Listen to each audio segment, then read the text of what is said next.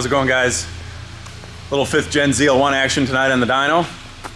So, we have a 2015 ZL1, and this is our Stage 2 ZL1 package on this car. So this is a Nickey Stage 2. This is a car we just sold a customer this car and did some work to it for him. So, we got a Airaid intake. Kind of a hybrid. It's got this big silicone elbow, reinforced elbow on it. The inner diameter is a little bit bigger than 4 inches on this. So intakes work pretty good though. Not something we normally use, but this one we had, and we put it on this car, and we're, again, another intake. We use rotofabs, but that Airaid's a nice unit, and we decided to put it on this car, and it's working out really nice so far. It's got ported throttle body. It's got a ported snout. It has a stock upper pulley with a 10-inch lower pulley.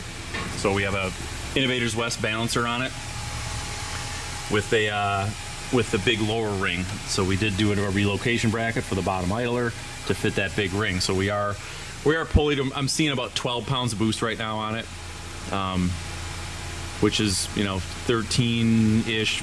Sometimes we'll push them a little further than that, but this is the package we put on this car. So so that's the boost we're at with that pulley. The heads are ported. It has our Stage 2 LSA cam in it, so that's the bigger cam. It's about as big as we go, where you can still use it with a stock ZL1 torque converter, because this is an automatic car.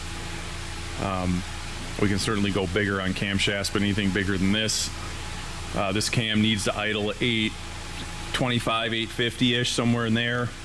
Really, any lower than that, you start to kind of lose the power brakes, because you start to really lose vacuum at idle. So, and that's about as far as we can push a stock converter, is about 850, and otherwise you're really on the brake pedal pretty hard to keep it stopped in traffic with this setup.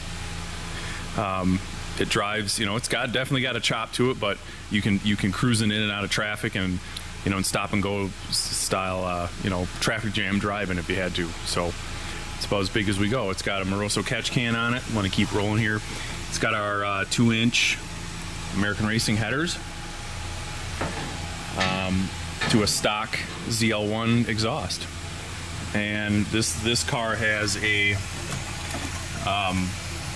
4 Innovations fuel system on it. This is a flex fuel car, so it does have it's got a flex fuel sensor on it, and that's what I'm working on right now. So I got a 93 octane tune worked up on it, and just want to make sure I didn't miss anything else on this. No other porting to the blower. Like I said, it just has a stock snout, or a ported snout. The rest of the blower's stock. Yeah, heads are ported. Thermostat is the other. Obviously, we always do a thermostat and stuff like this.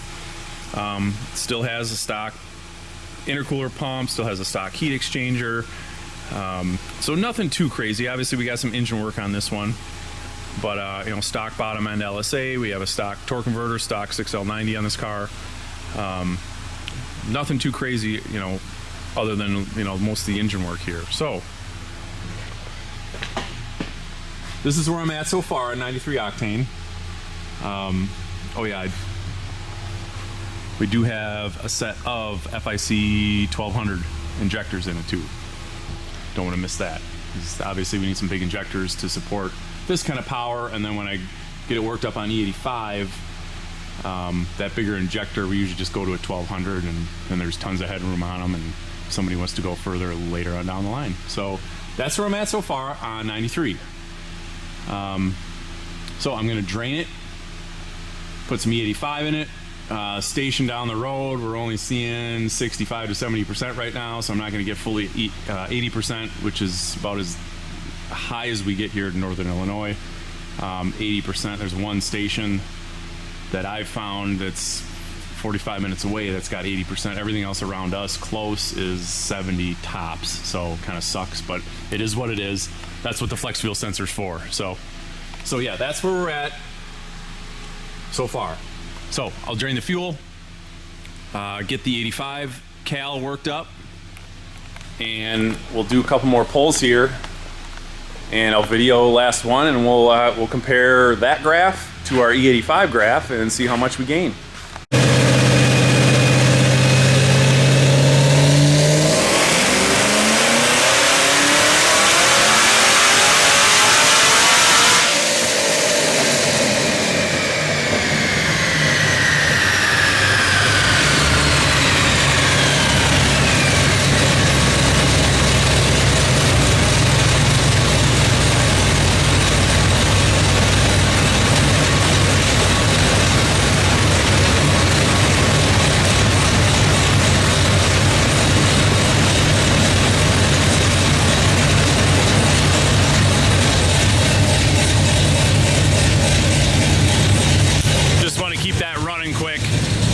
So you guys can hear the cam. We don't do a lot of stage 2 cams, so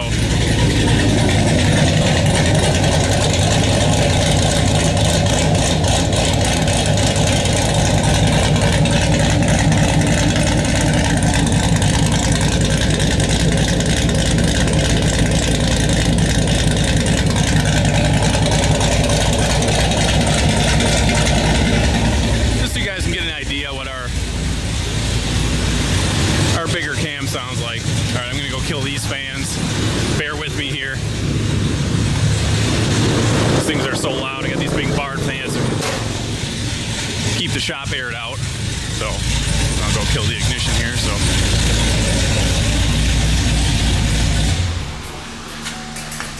all right. So I worked up calibration. Just kind of showing you guys the last couple pulls there I did. Sorry, I'm just grabbing the key out of the ignition so that thing stops beeping at me. So yeah, decent pickup on E85. Sometimes we'll see a little bit more of a pickup on E85 with maybe a smidge more boost on one of these things when we pulley them up a little further, but I'm happy with that. For a 12, that's all we're seeing. We can look at the data logger, but all I'm seeing is 12 pounds of boost. So that's some nice power for that boost level. So yeah, you can see obviously 724, 93. The 750 was my first full pull once I got the fueling straightened out on E85. And then I threw some timing at it. I've done quite a few of these cars, obviously, with this combination. This is not my first one by any means. So I kind of know where to start. So it doesn't take me, 10 pulls to do these things. It usually takes me 4 or 5 pulls to get this stuff dialed in. So, yeah, the 750 was like 20. I was like at 26 degrees. 758, 27 and a half. I did try a pull at 28. It didn't make any more power, so I just pulled it back down to 27 and a half. So yeah, that's a low 10-second combination. Just put some slicks on this car and you'll see 10-1, 10-2. Done that many times, and that's full weight. That'd be a full weight car. Like no weight reduction, no pulling the seats, nothing like that. It'd be full interior. Drive it to the track, make some hits, run low 10s, drive it home. So obviously, you go faster, weight reduction, a converter, and lots of other stuff you can do to these cars. But this guy's, he's a street car guy, wants to cruise it around. He'll probably take it to the track a couple times. He'll probably come with us when we go. He's buddies with a couple other customers of ours that have race cars. So data log, again, HP tuners. So you can see the boost. Get that glare out of there. So it's hitting like there at 4,000 RPM. We're seeing upper 12s, like upper 12, like almost 13 pounds right there. But as you normally do with a stock blower, as the engine starts, especially with the bigger camshafts, as the engine starts to run away from the blower, the boost drops. And see, you can see right there, I mean, 181 kPa, that's not even 12 pounds, maybe right at 12 pounds. So that's about what we're making up the top. And then you can see the little tail. So the pink line is boost. That's where we're kind of starting to run out of camshaft, but that's not happening until 7,000 RPM. So this cam is good to about 7,000. I'll set the shift points on this car. We can go look at the dyno graph, but you saw it on the dyno graph. It's making power all the way to 6,900 before it starts to drop. So that's usually where I have these cars shift, 6,900, 7,000, somewhere right in there. So you can see the timing. It actually did touch 28, just a smidge, but it does drop.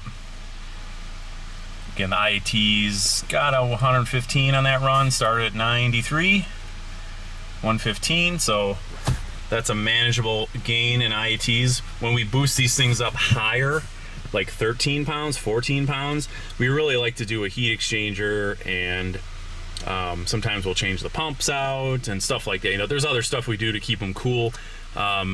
14 pounds of boost on a pull like this, instead of seeing 115 degrees, you'd see 130 degrees, 135 degrees. So after 13 pounds on these blowers, on the stock blowers, and again, of course, people run them to 17, 18 pounds. I mean, I've seen it all, I've done it all. You know, ice boxes and chillers and, you know, AC chillers and all that stuff. None of that stuff is on this car. Again, this is just a street car. We don't need to overspin the blower by, you know, 4,000 RPM and all that jazz. So air fuel, this car I like being a little bit lean with this combination. So air fuel, you can see I'm a little, but again, this is E85.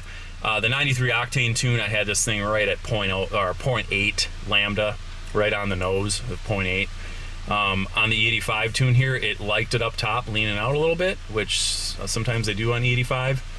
Especially with higher engine speeds, when you're going to that 7,000 RPM mark, you can lean them up a little bit. Try to keep the burn kind of in that sweet spot for speed. Try to keep it up, you know, have it keep up with RPM, especially on the 85.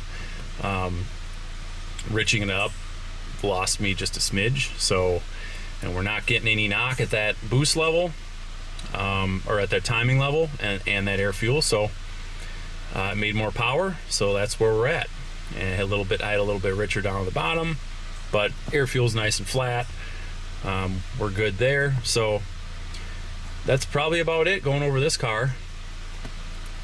Obviously, you guys can ask questions in the comments. I try to, you know, in the description, I'll put the full mod list. Yeah, one other thing you can see, again, ethanol percentage, 64.3. I put literally 18. We had it bone dry, and I filled it up with like 18. I mean, bone dry, and these will take 17 some gallons of fuel when you fill them up from absolutely dry, and that's where we're at. Ethanol, that's straight out of the pump. That's where we're at. It probably, if we had full 80%, it would probably make another 5, maybe 10, somewhere between there. 10 would be optimistic, I think. Once you get it up to 50% ethanol, you're pretty much almost all the way there on something like this. Unless it was something where we were pushing the blower way hard, and, you know, like 17 pounds of boost, and we're trying to put time, you know, really lean on it with the timing at higher boost, then obviously 80% you get a little more of a gain. But if we did have 80%, I would suspect, you know, we were at 758. I would have suspect we would have hit that 765, somewhere in there. I don't think we would have got to 770.